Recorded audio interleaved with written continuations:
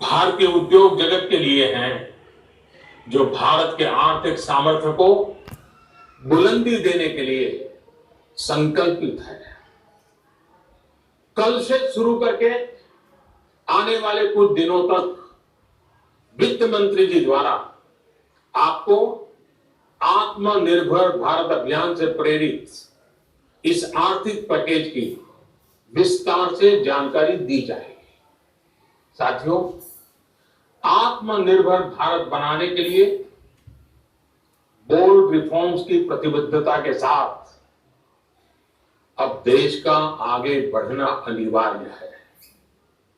आपने भी अनुभव किया है कि बीते 6 वर्षों में जो रिफॉर्म्स हुए, उनके कारण आज संकट के इस समय भारत की व्यवस्थाएं अधिक सक्षम, अधिक समर्थ नजर आई है।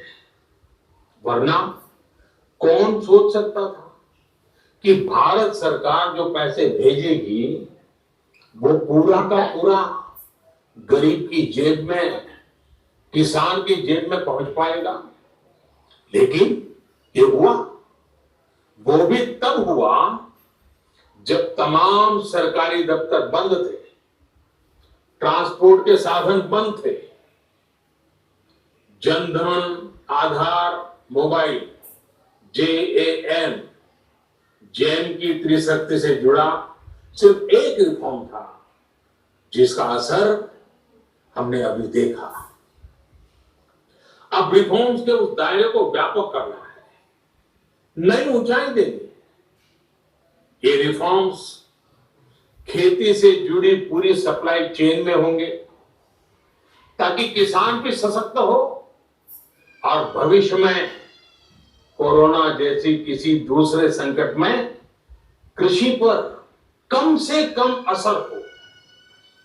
ये रिफॉर्म्स रेशनल टैक्स सिस्टम, सरल और स्पष्ट नियम कानून, उत्तम इंफ्रास्ट्रक्चर, समर्थ और सक्षम ह्यूमन रिसोर्सेज और मजबूत फाइनेंशियल सिस्टम के निर्माण के लिए होंगे।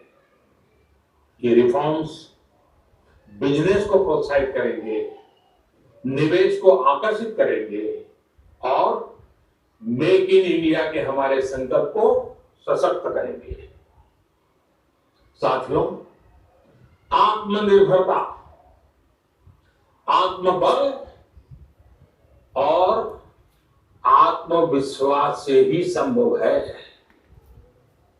आत्मनिर्भरता ग्लोबल सप्लाई चेन में कड़ी स्पर्धा के लिए भी देश को तैयार करती है और आज ये समय की मांग है कि भारत हर स्पर्धा में जीते, ग्लोबल सप्लाई चेन में बड़ी भूमिका निभाए।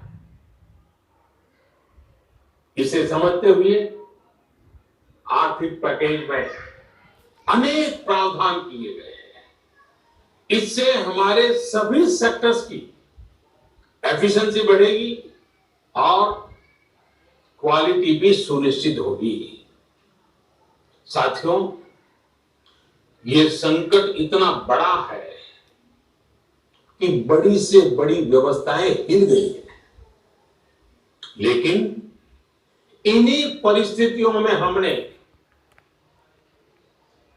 देश ने हमारे गरीब भाई बहनों की संघर्ष शक्ति, उनकी संयम शक्ति का भी दर्शन किया है।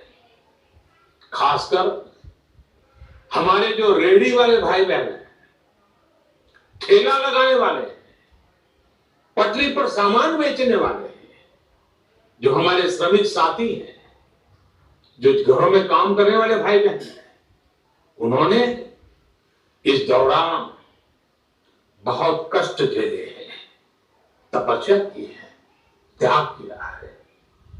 ऐसा कौन होगा जिसने उनकी अनुपस्थिति को महसूस नहीं किया? अब हमारा कर्तव्य है